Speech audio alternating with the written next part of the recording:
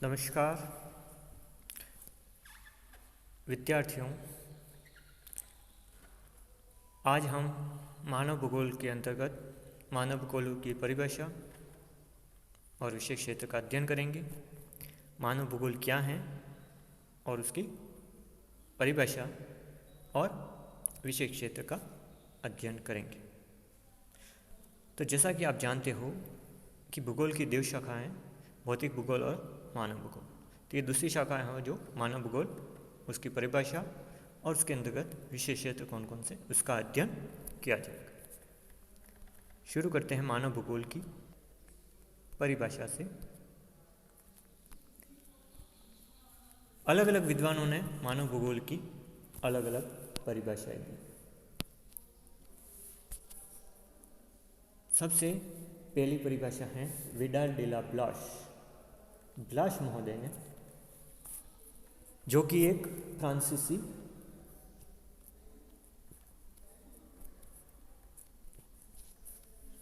भूगोलवेत्ता थे। कहाँ के थे ये?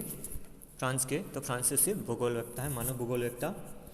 उन्होंने बताया कि मानव भूगोल पृथ्वी और मानव के पारस्परिक संबंधों का एक नया विचार होता है।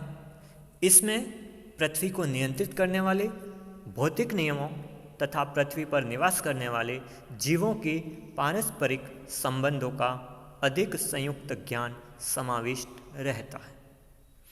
तो इस तरह विडाल डी ला ब्लाश महोदय ने मानव भूगोल को परिभाषित किया है कि पृथ्वी और मानव के पारस्परिक संबंधों का अध्ययन मानव भूगोल के अंतर्गत किया जाता है। उसी तरह दूसरी हमारी परिभाषा है हंटिंगटन महोदय। दूसरी परिभाषा है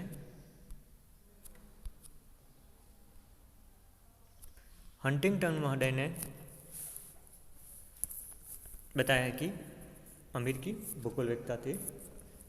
उन्होंने बताया कि मानव भूगोल भौगोलिक वातावरण तथा मानवीय कार्यों और गुणों के पारस्परिक संबंधों का अध्ययन है। तो हंटिंगटन महोदय, जो कि अमेरिकी भूगोलवेत्ता थे, ये कहाँ के थे? अमेरिका के अमेरिकी भूगोलवेत्ता थे हंटिंगटन महोदय। उन्होंने मानव भूगोल को भौतिक वातावरण और मानवीय कार्यों और उनके गुणों के पारस्परिक संबंधों का अध्ययन बताया। तो मानव भूगोल के अंदर भौतिक वातावरण और मानवीय कार्यों के पारस्परिक संबंधों का अध्ययन भूगोल है। इस तरह उन्होंने परिभाषित किया। अगला है हमारा मानव भूगोल को परिभाषित करने वाले विद्वान, वो भी फ्रांस के हैं, फ्रांसीसी विद्वान हैं ब्रुन्स महोदय ने, जिनको कहा जाता है ब्रुन्स महोदय ने बताया कि वे समस्त दृश्य जिनमें मानवीय क्रियाएं काम करती हैं हमारे भूतल पर एक विशेष वर्ग के दृश्य होते हैं। इस प्रकार के भौगोलिक तथ्यों के अध्ययन को मानव भूगोल कहा जाता है। तो उन्होंने मानवीय क्रियाओं और भूतल पर उनके दृश्य और भौगोलिक तथ्यों के अध्ययन को मानव भूगोल कहा। तो ये ब्रुन्स महोदय ने मानव भूगोल को इस तरह परिभाषित किया है। अगला है हमारा कुमारी सैमपोल। ये अमेरिकी भूगोलवेत्ता थे। उन्होंने बताया कि मानव भूगोल अस्थायी पृथ्वी एवं कार्यशील मानव के बीच परिवर्तनशील संबंधों का अध्ययन है। तो कुमारी सैमपोल महोदय ने, जो कि अमेरिकी भूगोलवेत्ता ने, उन्होंने बताया कि अस्थायी पृथ्वी और कार्यशील मानव के मध्य में जो परिवर्तनशील संबंध है उनका जो अध्ययन किया जाता है वो कहलाएगा मानव भूगोल। ये बहुत बार ये परिभाषा आती है कि किसने अस्थायी पृथ्वी और कार्यशील मानव के मध्य परिवर्तनशील संबंधों का अध्ययन के रूप में मानव भूगोल को परिभाषित किया है। तो ये कुमारी सैमपोल ने किया।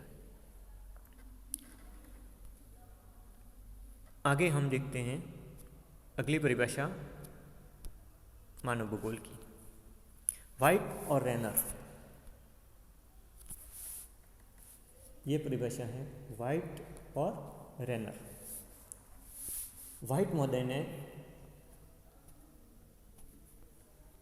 व्हाइट और रेनर महोदय ने, जो कि अमेरिकन भूगोलवेत्ता है,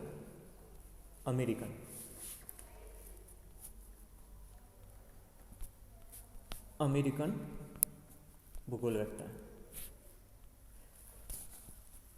तो उन्होंने बताया कि भूगोल मुख्यतया मानव पारिस्थितिकी है जिसमें पृथ्वी की पृष्ठभूमि में मानव समाजों को अध्ययन होता है।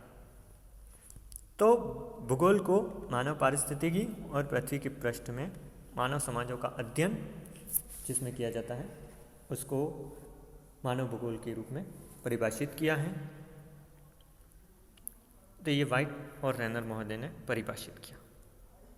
इस प्रकार हम कह सकते हैं कि मानव भूगोल मूल रूप से प्रकृति यानी भौतिक एवं मानवीय क्रियाकलापों के अंतर संबंधों का अध्ययन है। तो मानव भूगोल क्या है? एक तो प्रकृति का अध्ययन यानी भौतिक वातावरण का अध्ययन और मानवीय क्रियाकलापों का अध्ययन, उनके मध्य में जो अंतर संबंध है उनका अध्ययन करना मानव भूगोल कहलाता है। तो संक्षेप में ये कहा जा सकता है। आगे हम देखते हैं मानव भूगोल का विषय क्षेत्र। अब जो मानव भूगोल का विषय क्षेत्र है, इसके अंतर्गत मानव भूगोल का विषय क्षेत्र। अब मानव भूगोल के विषय क्षेत्र के अंतर्गत मूल रूप से मानव भूगोल में दो परिवेशों का अध्ययन किया जाता है। एक तो भौतिक पर्यावरण या वातावरण का, और दूसरा है मानवीय पर्यावरण या वातावरण। तो दो प्रकार के वातावरण हैं, भौतिक पर्यावरण और मानवीय पर्यावरण। उनके मध्य जो अंतर संबंध है उनका अध्ययन किया जाता है। तो इन दो भागों में बांट सकते हैं, इन दोनों के अंतर संबंधों के रूप में मानव भूगोल के विशेष क्षेत्रों को भौतिक परिवेश और सांस्कृतिक परिवेश। तो इस तरह हम देखते हैं कि मानव भूगोल के विषय क्षेत्र के रूप में दो परिवेशों का अध्ययन किया जाता है। पहला है भौतिक परिवेश और दूसरा है सांस्कृतिक परिवेश। अब भौतिक परिवेश को दो भागों में बांटा। इस भौतिक परिवेश को दो भागों में बांटा गया है। एक है जड़,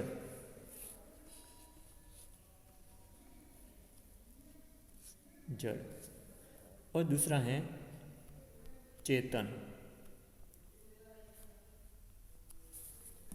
जड़ और चेतन, इस जड़ को आगे और भागों में बांट दिया गया है कि जड़ में कौन कौन से भाग सम्मिलित हैं, किन किन चीज़ों का अध्ययन किया जाता है। भाग का मतलब है किन किन चीज़ों का अध्ययन जड़ में किया जाता है। जैसे भूभाग की स्थिति, आकार, उसका स्वरूप, उसका अध्ययन किया जाता है इसमें। स्थल की बनावट का अध्ययन किया जाता है इसमें।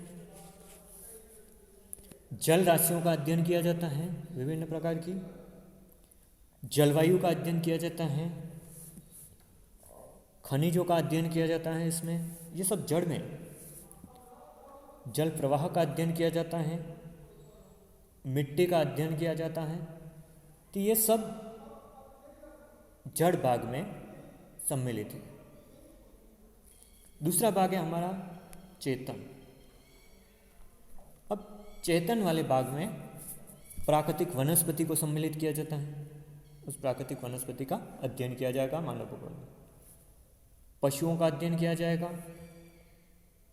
पशु पक्षी जितने जीव हैं उनका अध्ययन किया जाता है, और स्वयं मनुष्य का अध्ययन किया जाएगा। तो इन तीन भागों का इसके अंतर्गत चेतन में अध्ययन किया जाएगा। प्राकृतिक वनस्पति, दूसरा है पशु और तीसरा है मनुष्य। इन तीनों का अध्ययन इस चेतन में किया जाएगा। तो इस तरह ये भौतिक परिवेश हुआ। पहला भाग है भौतिक परिवेश। भौतिक परिवेश को दो भागों में बांटा था, जड़ और चेतन।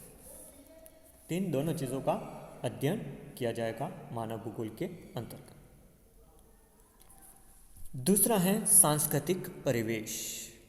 मानव भूगोल के विशेष क्षेत्र के अंतर्गत दूसरा हमारा आ जाता है सांस्कृतिक परिवेश। अब सांस्कृतिक परिवेश में बात की जाए तो यहाँ पर मानवीय व्यवहार मानव के व्यवहार का अध्ययन किया जाएगा कि मानव का व्यवहार किस प्रकार का, उसका अध्ययन किया जाएगा मानव भूगोल के अंतर्गत। उसी तरह मानव अधिवासों का निर्माण करता है तो अधिवासों का अध्ययन किया जाता है इसमें, अधिवास का। तो ये भी कौन सा भाग हो गया, सांस्कृतिक परिवेश। अगला है व्यवस्था। किस प्रकार की व्यवस्था,